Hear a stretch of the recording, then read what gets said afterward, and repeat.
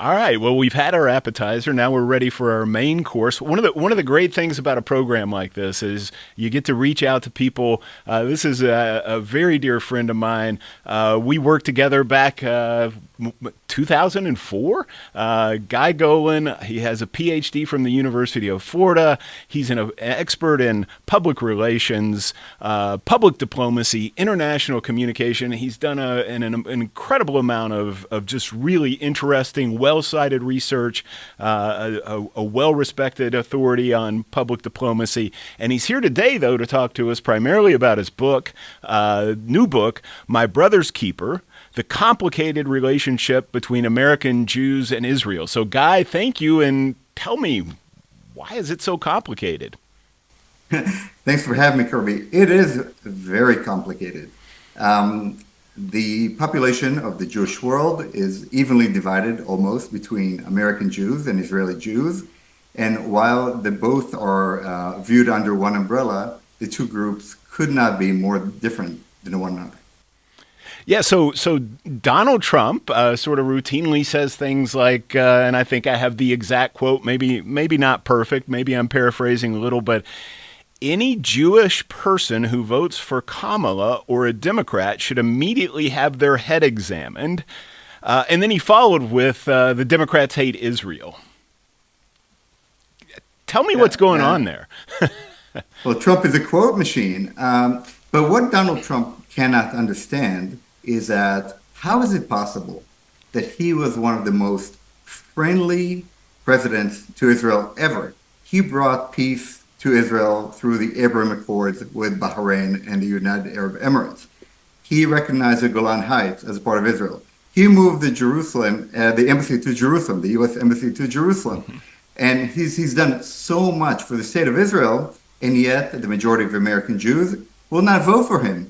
And what President Trump doesn't understand, and what we explain in our book, is that American Jews do not vote based on Israel as their top issue in elections.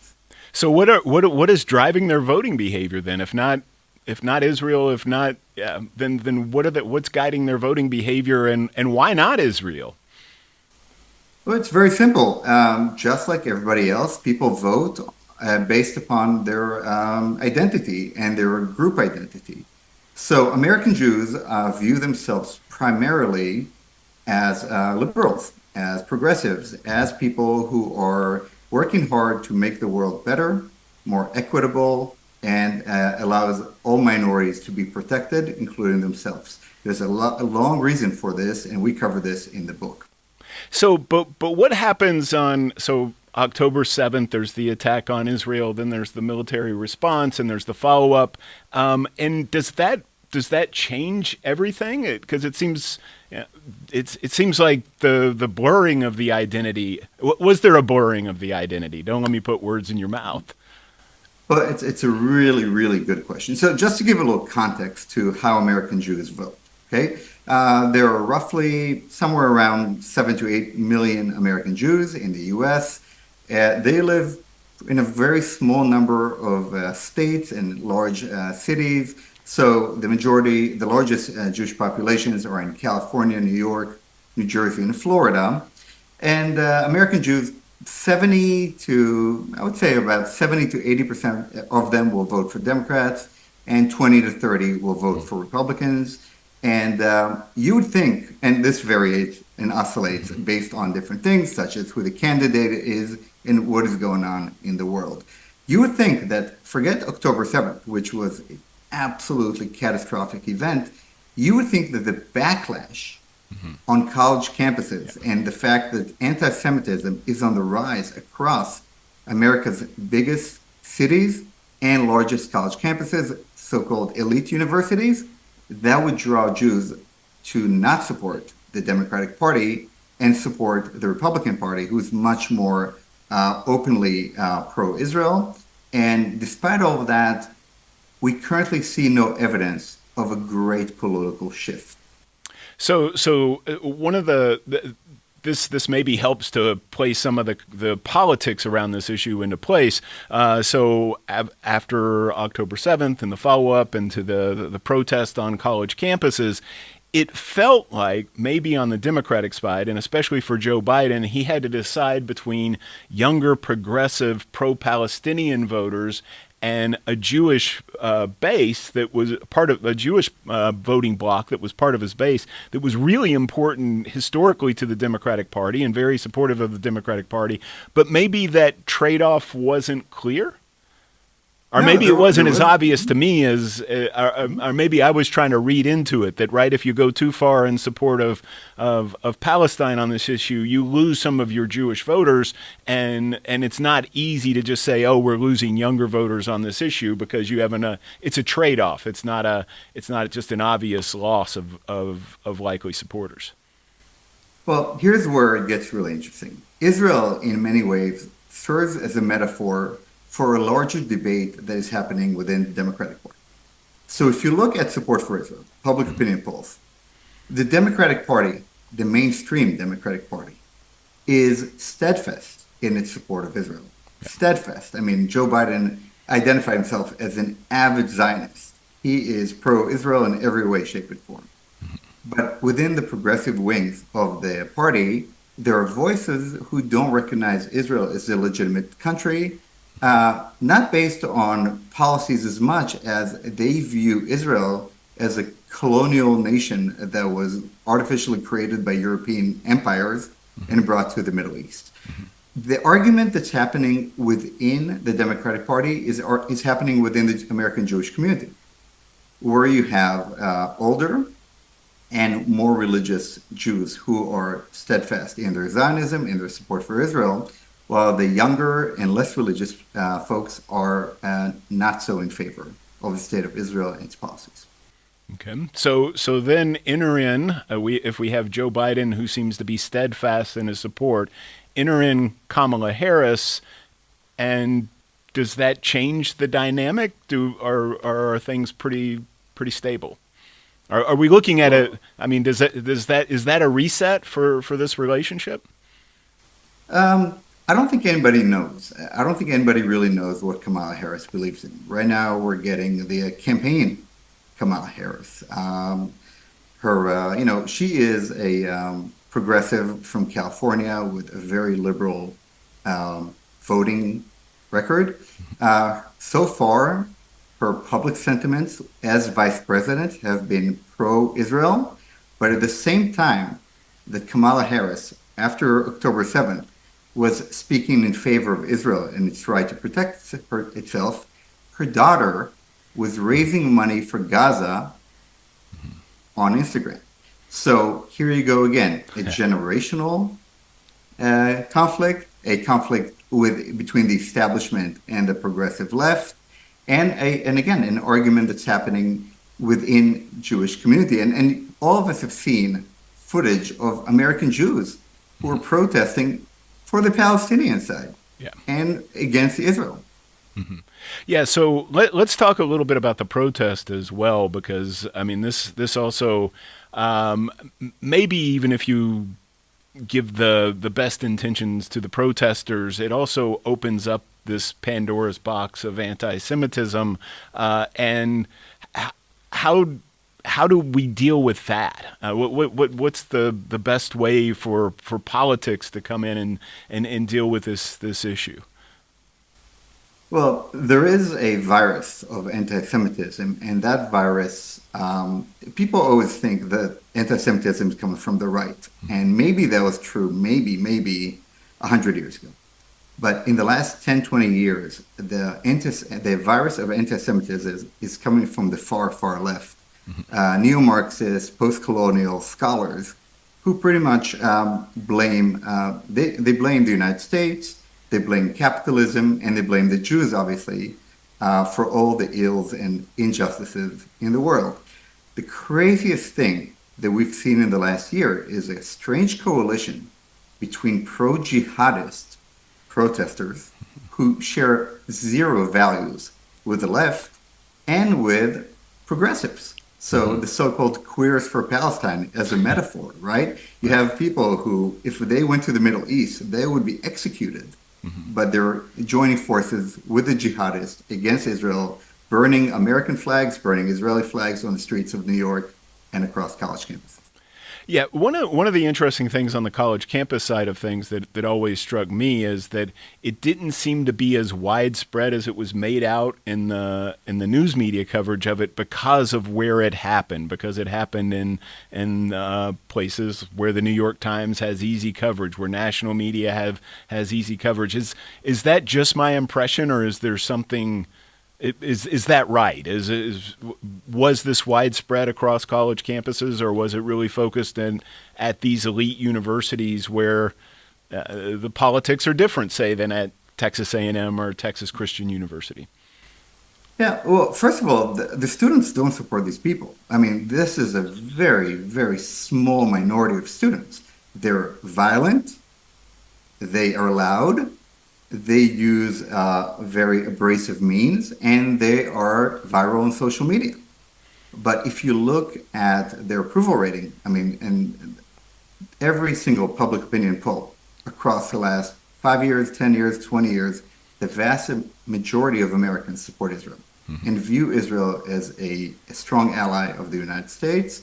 We see some differences with younger people, and here we have to ask the question, why?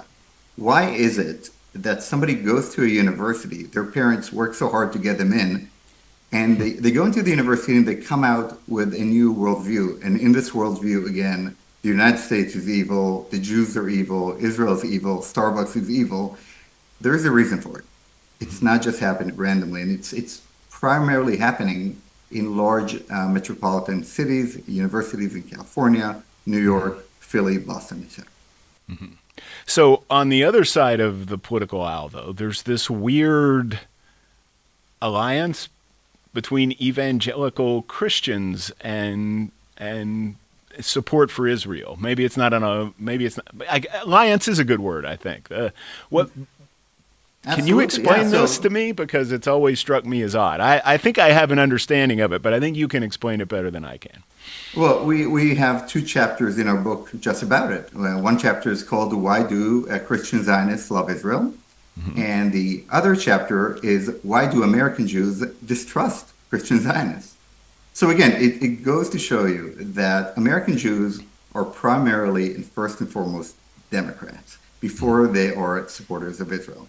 The Christian Zionist movement, led by such pastors as John Hagee from Christians United for Israel, CUFI, they're having their national conference in D.C. as we speak right now, and a variety of other leaders, amazing organizations that we talk about in our book. They believe that the Word of God, the Bible, requires Christians to support the people of God, which are the Jews. And they're not doing so to bring about Armageddon. They truly do it because they love, first of all, they're believers. They're people of faith, and they hold strict to the scripture. Here's what most people don't know about evangelical Christians. Their support for Israel goes way beyond Republican politicians voting for aid for Israel, anything like that.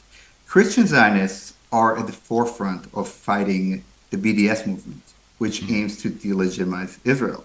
So if you look at all of the statewide initiatives to ban the BDS, to sanction the BDS, it's evangelical Christians who are behind it. Evangelical Christians send millions of dollars every year to support social services in Israel. They send their children to visit Israel, and they are just absolute supporters of Israel. So why do American Jews not trust evangelical Christians? Well, they are on the very opposite of the political aisle. Everything that American Jews believe in, on abortion, on education, on any culture war issue that you can imagine, Christian Zionists are on the other side. So, but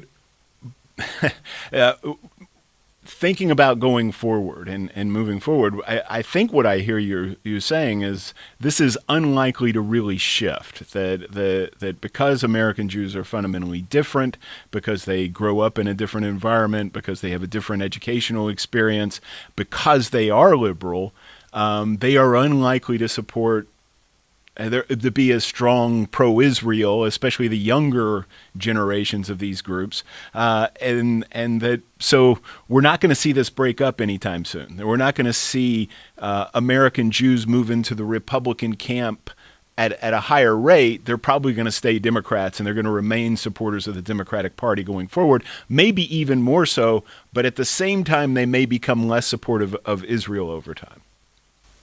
What if I told you that the opposite was true? I would love to hear it. All right. So in our book, we talk about it. We talk about the future. So you have, again, two populations, Israeli Jews, American Jews. Yes. The American Jews are liberal. They are not as religious. Their brand of Judaism is very different than Judaism for the rest of the Jewish world, especially in Israel. The Reformed Jewish movement is very different than traditional Judaism in Israel. But look, American Jews are not having many children, just like other people of low religiosity, right? American Jews marry outside the faith in some of the highest number you can think, right? Somewhere between 60 to 80% of American Jews will have somebody in their family marry outside the faith. And if you think it's going to be substantial in with your children, guess where your grandchildren are going to do, right? On the other hand, so while the number of liberal, reform, progressive Jews will become smaller and smaller because of not having many children and because of intermarriage, the number of Orthodox Jews in Israel is growing. The small Orthodox Jewish population, right, in Queens over there, right, which right now maybe constitutes less than 10% of American Jews, they're having, 4.7 children each. I made that number. Maybe it's 5.3, much higher numbers. And so what I'm actually foreseeing is not that American Jews are going to suddenly fall in love with Israel, but American Jews are going to change. There'll be less American Jews in the future, but they're going to be more religious, more conservative, and more aligned with the Israeli people who share those values. But then the voting bloc becomes smaller because the people who are maybe not attaching, the younger group that we're talking about that may be less supportive of Israel are going to have, their identity is not going to be strongly connected to either their Jewish faith or to Israel. Is that fair to say? Right now, but then the people who remain, their identity is going to be stronger. It is. And again, our book talks about the relationship between religiosity and a relationship to Israel. I mean, all of the public opinion polls show it. The more religious you are, the more likely you are to attend services and keep kosher and follow the rules and all of that, the more Zionists you are. So what we have with Jewish people of low faith among Jews is not very different than what we have with people of low faith among Protestant or Catholics. Yeah. They move to the left, right? Yeah. Now, one more thing. The American Jewish vote is not important because of numbers. Remember what I told you. The majority of American Jews live in a very small number of states, and California, they're not going to make a difference. It's going to go blue no matter what happens. Probably New York is still going to stay blue in this election cycle. Same for Jersey, but in Florida is a red state. So, whether the Jews come out and vote or not in those states is not a game changer. But where American Jews are really important is in all the other states where they live. And here's two facts that most people don't know about American Jews. First of all, turnout. American Jews turn out to vote at a higher percentage than any other group in the United States. I'll give you just an example, okay? Something like 85% of American Jews turn out to vote for presidential elections. Compare that with the Asian Americans or Latinos, 50%. So disproportionate in terms of voter turnout. And then the other thing, obviously, is fundraising. If you look at the top 50 fundraisers for the Democratic Party and probably top 100 of the Republican Party, you're going to see a lot of Jewish names. Yeah. So a lot of people are familiar with, George Soros. That's a name we hear about a lot. Michael Bloomberg, Steve Schwarzman. Those are some of the big donors. I mean, you can just go down the list. All Hollywood. A lot of Jewish, and we have a whole chapter on how Hollywood explains the story of American Jews and their success in the United States, but also on the right. If you look at Sheldon, rest in peace, and Miriam Edelman, wow, really important within Republican politics, the Republican Jewish Coalition, the RJC. There is a new Israeli American organization. There are several hundreds of thousands of Israeli Americans, such as myself, who are much more in the center right than they are on the left, and they're getting politically involved. And of course, all the super PACs and APAC, which donates to both sides of the aisle. Yeah, yeah. So we need to start thinking about wrapping up and pulling everything together here. But two things, sort of a 2-point question. One of them, is there anything that I missed that you think it was important that we should have covered here? But then also thinking about going forward, what are the things you're looking for in this election cycle? Are there any sort of, what are the behavioral things? What are the public relations things, the communication things that you think are important, that you're really paying attention to, rooted in the conversation today? All right. Great questions. All right. First of all, Israel. Everybody talks about Israel. Everybody has a strong opinion on Israel. Yeah. And most people know nothing about Israel. And when I say that most people know nothing about Israel, I'm including American Jews. Mm-hmm. American Jews know nothing about Israel, and Israelis know nothing about American Jews. For American Jews, Israelis they think about settlers and Netanyahu, and for Israelis, we think about Seinfeld, right? Now, here comes the problem. When Christians go to their Jewish neighbors and ask them to explain things about Israel, they're going to the wrong source, because American Jews know very little about Israel. And this is why we wrote the book. Our book is a popular press, non-academic, easy to read and understand book that will give people the fundamental understanding of why Israel is so complex and how Israel is a metaphor for the global tension between nationalism and globalization. Mm-hmm.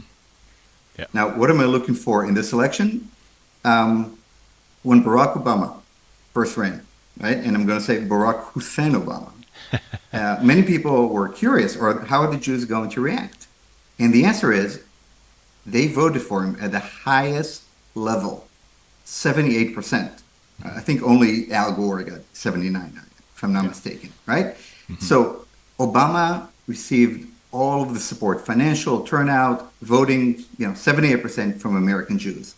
However, 4 years later, with the Iran deal, with the tension he had with Netanyahu, Obama only received 69% of the American Jewish vote, right? So American Jews don't vote primarily in Israel. So in this election, they'll vote more on abortion than they will on Israel.